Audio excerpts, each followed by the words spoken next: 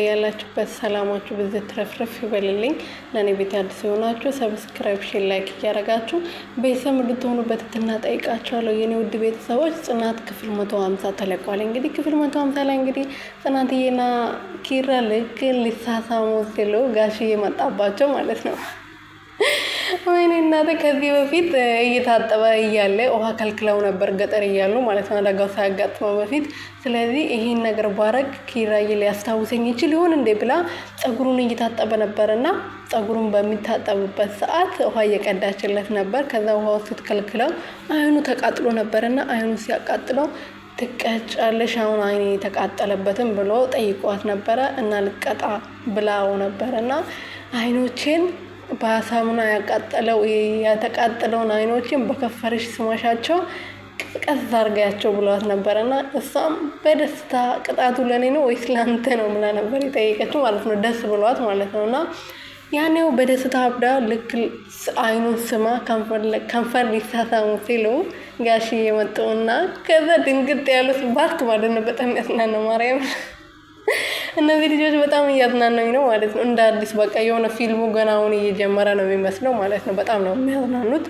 ጋሽዬ መጥቶ እንግዲህ ምንድነው ብለው ሲጠይቃቸው እሷ አፈር ገባለች እሱ ደግሞ ድንጋይ ገባ አለ ማለት ነው። ከዛ ጋሽዬ ምን አለው እንዴ ድንጋይና አፈር አይን ውስጥ የገባው ቤት ሊሰሩ ነው እንዴ ብሎ ነበር የመለሱት እርሳቸው ማለት ነው። እና አራዳ የሆኑ አባት ናቸው።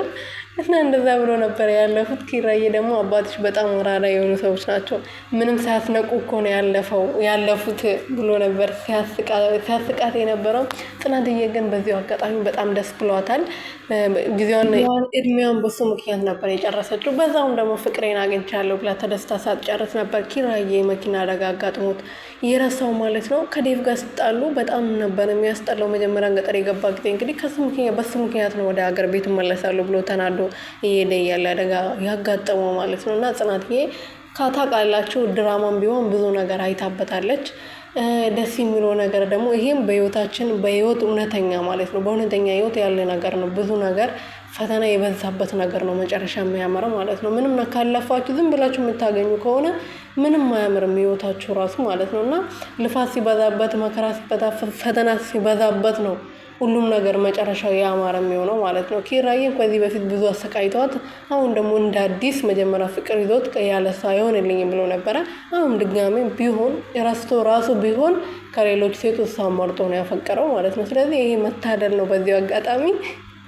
ለማንኛውም ደስ ይላል። እንግዲህ ከተመቶ ነበር ታውቃላችሁ፣ ያ በቀለ የሚባለው ልጅ ማጅራቱን መቶት ነበር ወንድሙ ማለት ነው። እና ማጅራቴን እያመመኝ ነው አንገቴን እንደዚህ የመቱኝ ካለ አንቺ ስታሽኝ ይለቀኛል፣ ልክ አንቺ ደግሞ ማሸት ስታቆሚ ያመኛል ብሏት ነበርና እስከ መቼ ነው ታዲያ እንደዚህ ታሸ የምትኖረው ብላው ነበርና ምን ነው አንቺን ይሰለችሻል ብታሽኝ ምን ችግር አለው ብሏት ነበር። እኔን አይሰለቸኝም ግን ያው እንደዚህ ይሆናል ወይ ነው ብዬ ነው እንጂ ስትለው እንግዲህ እሺኛ ታዲያ አሁን በጣም እያመመኝ ስለሆነ ሹራቤል ላውልቀው ስላት እንዴ እዚህ አይሆንም፣ እዚህ ሀገር ላይ እኮ ነውር ነው፣ እንደ ከተማ አይደለም፣ ወይን የተጋባ ወይን ደግሞ ፍቅረኛ ማቾች የሆኑ ሰዎች ብቻ ናቸው እንደዚህ ውጭ ላይ እንደዚህ መቀመጥ የሚቻለው ብላ ስትነግረው እና ንገሪያቸው ምን ብዬ ልንገራቸው ስትለው እንዳጨውሽና ላገባሽ እንደሚፈልግ ንገሪያቸው አላት ማለት ነው። ከዛ ማለትን ሸውዳቸው ከዚህ እስከምንሄድ ድረስ ብሎ ነበር ሲነግራት የነበረው። እና ከዛ በኋላ አግባኝ ብልክ ታገባኛለህ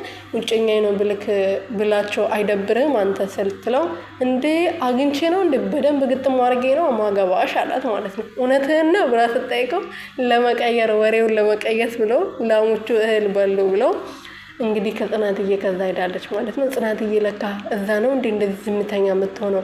አገሯ ላይ ጀግና ወጥቷት አይደል እንዴ? ሰው ለካ በግዛቱ ነው የሚመካው። እውነት ነው፣ በሀገሩ ነው የሚመካው።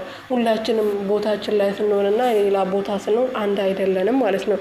እና ለማንኛውም ፍቅራችሁን ያብዛላችሁ። ኒናዬ ደግሞ ከዛ ሰውዬ ይገላግልሽ። ማን ነው ይሄ ቶማስ የሚባለው ልጅ መጥቷል ብላ እንግዲህ በር ስትከፍት ሌላ ሰው ነበር ቤት ውስጥ ገብቶ እያስፈራራት ያለው። አሁን ለማንም እንዳትናገር የኪራ እህትም መታ ነበር፣ ሰንዬም ቤት ሄዳ ነበር። ግን ለመናገር ልክ ስትቃረም ነው ከኋላ ሄዶ ሲያስፈራራት የነበረው ማለት ነው። እና ብትናገርና ከዚህ ነገር ብትገላገል ደስ ይለኛል። እሱ ሊሰርቅ ወይ የሆነች ልጅ ናት የላከችው መጀመሪያ ይሄ ልጅ የመጣ ጊዜ ማለት ነው። የሆነች ልጅ ናት ይሄ ቤት ነው ምናምን ብላ ሰፈር ላይ መጣ ያሳየችው ማለት ነው። ስለዚህ ግን ኒናዬ ለሰንዬ ተናገሪ፣ ምንም ቢሆን እዛ ጋር ሆነሽ ወይን እውነቱን ተናገሪ፣ ሁለቱንም እንዳይጎዳቸው ነው እንጂ ናቲ ቢመጣ ብትናገር ወይም ደግሞ ናሆሚ የለም ፊልድ ወጥቷል። ስለዚህ ብትናገሪ ጥሩ ይመስለኛል።